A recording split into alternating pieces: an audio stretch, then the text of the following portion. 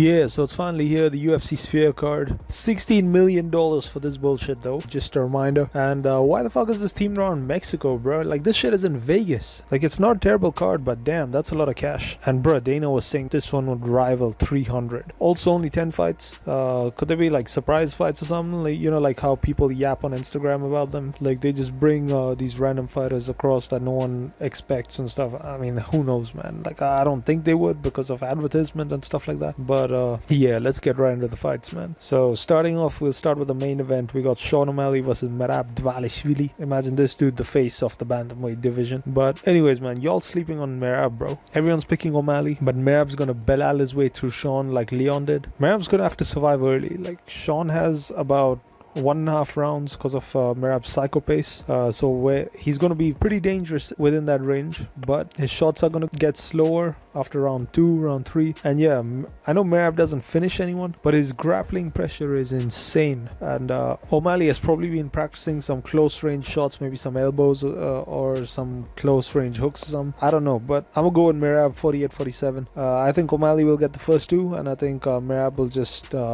you know, inbred his way through the next 3. This could be a potential rare Merab finish in the later rounds. Like, he could get a submission. I doubt it because he's kind of shit, but I wouldn't put that past it, you know, because the grappling is going to be tough for O'Malley to deal with after the first 2 rounds rather. Anyways, moving down the card, we got Alexa Grasso versus Valentina Shevchenko. Yeah, Valentina's just old at this point, man. She's 36. Grasso is in her prime, obviously. Got the momentum, regardless whether it was a robbery or not. Grasso is the one with the momentum right now. Valentina might be a little salty about that. Let's see how it plays out. Yeah, it's the Mexico card as well for whatever reason. And the UFC just get what they want, so Grasso's going to win at the end of the day.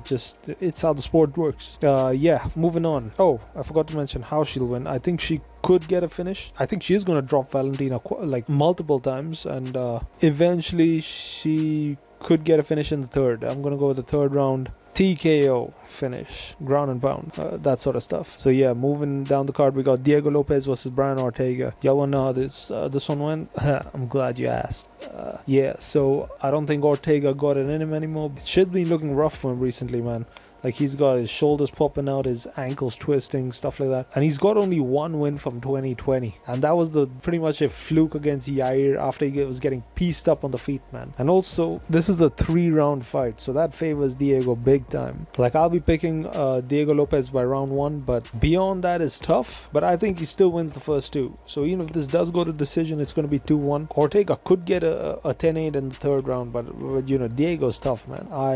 Yeah, he's tough, although he gasses out. He has that sort of Chimaev gas tank, but yeah, I think he wins this 2 rounds to 1 if it goes to decision. However, I'm gonna go with the round 1 submission. I think he drops Ortega and manages to latch up the back, a rear naked choke, done and dusted. Then moving down the card, we got Daniel Zellhuber versus Esteban Ribovics. Yeah, 8-inch reach advantage for Daniel Zellhuber, which is insane for the weight class. Like, that's tremendous, to say the least. But yeah, T-Rex arms for Esteban. Yeah, man, I'm not gonna talk much about these sort of irrelevant fights, but Zellhuber is going to make it look easy. He's going to get this one done. Just put your money on Zellhuber. Might get the finish. If it goes to decision, he's going to just completely outclass Esteban, but it is what it is. Next we got Ronaldo Rodriguez versus Ode Osbourne. Ronaldo Rodriguez wins. Ode Osbourne's kind of washed. I think his time's done. Get him out the UFC. I don't know why he's still in the UFC. So moving down the card, we got Raul Rosas Jr. versus Qileng Aori, however you pronounce that. Yeah, Rosas is going to run through this dude, man. He's got a sketch record. He's lost to some mid fighters in the past, and honestly, this is just kind of a layup for Rosas. They want a good start to the event, you know, the opening of the early prelims. There's only 1 early prelims, which is quite interesting, but yeah, that's what they wanted. So they've just kind of put a bum in front of Rosas. I don't want to say that about him because he is decent, but you know, he's lost to some mid dudes, and Rosas is getting up there. He's a good prospect. He's going to get through this dude pretty easily. I think he's going to get the submission in either late round 1 or early round 2, and yeah, that's about it, man. So yeah, that's the card. I don't know if I'm missing anything. Yeah, 10 fights. That's very interesting. I don't know what they're going to do about that, but they're going to have to fill it somehow. So we'll see how that goes. It's probably all the movies and shit. I don't know. They've been talking about some movies. There's going to be displaying something, and they've been talking about all kinds of weird camera angles. They're saying they're trying to make it feel like we're in the stadium while we're watching it and shit. Man, I don't want any of that crap, bro. Like, I just want the normal camera angles. Maybe they can pan to like the one where they show the screen in the background or something, some kind of view like that,